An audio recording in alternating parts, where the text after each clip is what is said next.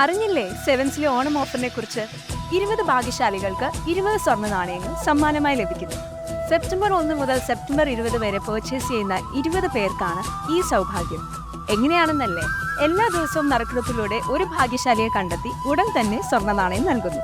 ഇനി സെവൻസിലെ മറ്റൊരുക്കങ്ങളെ കുറിച്ച് അറിയണ്ടേ? ലൈറ്റ് വെയ്റ്റ് ആഭരണങ്ങളുടെ variety design, cute diamond collection, 10 പവൻ മുതലുള്ള കല്യാണ സെറ്റിൽ തുടങ്ങിയ വിപുലമായ ഒരുക്കങ്ങളുമായി ഈ ഓണം പൊന്നോണമാക്കുവാൻ സെവൻസ് ഒരുങ്ങിക്കഴിഞ്ഞിരിക്കുന്നു. മറക്കല്ലേ, ഈ ഓണം സെവൻസിനോടൊപ്പം.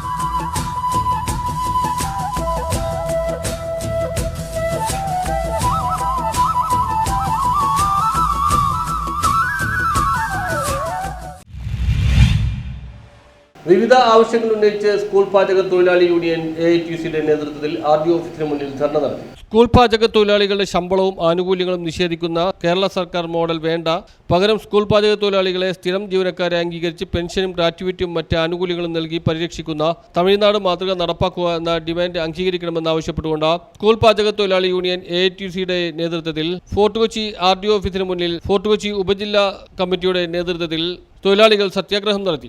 അവർ കിട്ടുന്ന ആ ശമ്പളത്തിന്റെ ഏതൊരു ശതമാനം കൊടുത്തു കഴിഞ്ഞാലും അവർക്ക് അവരുടെ കുടുംബങ്ങളുടെയും ആരോഗ്യം സംരക്ഷിക്കാൻ കഴിയുന്ന സംവിധാനം ഉണ്ടാകും. ഒരു തൊഴിലാളി തൊഴിലെടുത്ത് പിരിഞ്ഞു പോകുമ്പോൾ ആ തൊഴിലാളിക്ക് ഉത്സവപ്പറമ്പിൽ പരിപാടി കഴിഞ്ഞ് മൂട്ടിലെ പൊടിയും തട്ടി മുന്നോട്ട് പോകുന്നത് പോലെയല്ല. ആ തൊഴിലാളി 10-40 വർഷം ചെലവ് ജോലി ചെയ്ത് തിരിഞ്ഞു പോകുമ്പോൾ അവന്റെ കയ്യിൽ അതിന് ഗ്രാറ്റുവിറ്റി PF വിഹിതം ഉണ്ടാകണം, ഗ്രാറ്റുവിറ്റിയുടെ കിട്ടണം. മൊത്തം പോകുമ്പോൾ ഒരു സംഖ്യ അവന് കിട്ടണം, എന്തെങ്കിലും ഇവർക്ക് കിട്ടിയെന്ന് ആശ്വസിക്കാൻ കഴിയണം. ആ നിലയിൽ ESIയും ഗ്രാറ്റുവിറ്റിയും നൽകുക എന്നുള്ളത് ഒരു ഇടതുപക്ഷ ജനാധിപത്യ മുന്നണിയുടെ സത്യാഗ്രഹത്തിൽ കുമ്പളൻ രാജപ്പൻ അധ്യക്ഷത വഹിച്ചു. സക്കറിയ ഫെർണാണ്ടസ് ഉദ്ഘാടനം ചെയ്തു. അവിടെ കൊടുക്കുന്ന ആനുകൂല്യങ്ങൾ കിട്ടുന്നതിന് വേണ്ടി നമ്മൾ ഉയർത്തുന്ന സ്ലോഗൻ എന്താണ്? തമിഴ്നാട് മാതൃക നമ്മുടെ കേരളത്തിലും നടപ്പിലാക്കണമെന്ന് കേരള ഗവൺമെന്റിനോട് അഭ്യർത്ഥിക്കുന്നതിന് വേണ്ടിയാണ് നമ്മൾ ഇന്ന് സംസ്ഥാനത്തൊട്ടാകെ ഇത്തരത്തിലുള്ള ഒരു സമര പരിപാടി നമ്മൾ പ്ലാൻ ചെയ്തിരിക്കുന്നത്. നമ്മുടെ അധ്വാനഭാരത്തിനും നമ്മൾ കൊടുക്കുന്ന ജോലിക്കും ആനുപാതികമായ ആനുകൂല്യം നിഷേധിക്കപ്പെടുന്ന ഒരു കാലഘട്ടമാണ്. ഇന്നിപ്പോൾ സെപ്റ്റംബർ മാസമാണ്, നമുക്കെല്ലാം അറിയാം. സെപ്റ്റംബർ മാസത്തില് നമ്മൾ എവിടെയാ ഇപ്പോൾ നിൽക്കുന്നത്? നമ്മൾ ജൂലൈ മാസത്തെ ശമ്പളത്തിലാണ് നമ്മളിപ്പോൾ നിൽക്കുന്നത്. ജൂലൈ മാസം, ഓഗസ്റ്റ് മാസം, സെപ്റ്റംബർ മാസത്തിലാണ് നമ്മൾ ജോലി ചെയ്തുകൊണ്ടിരിക്കുന്നത്. ഇത്തരത്തിൽ ഗതികെട്ട ഒരു തൊഴിലാളി വിഭാഗം ഈ കേരളത്തിൽ എവിടെയെങ്കിലും ഉണ്ടായി എന്ന് ചോദിച്ചാൽ സംശയമാണ്. മുമ്പ് നമുക്ക് അറിയാമായിരുന്നു, KSRTCയിലെ തൊഴിലാളികളെ സംബന്ധിച്ചിടത്തോളം അവർ ജോലി ചെയ്തു കഴിഞ്ഞാൽ അവരുടെ ശമ്പളം എന്ത് കിട്ടുമെന്ന് പറയുവാൻ കഴിയാത്തൊരവസ്ഥാവിശേഷം ഉണ്ടായിരുന്നു.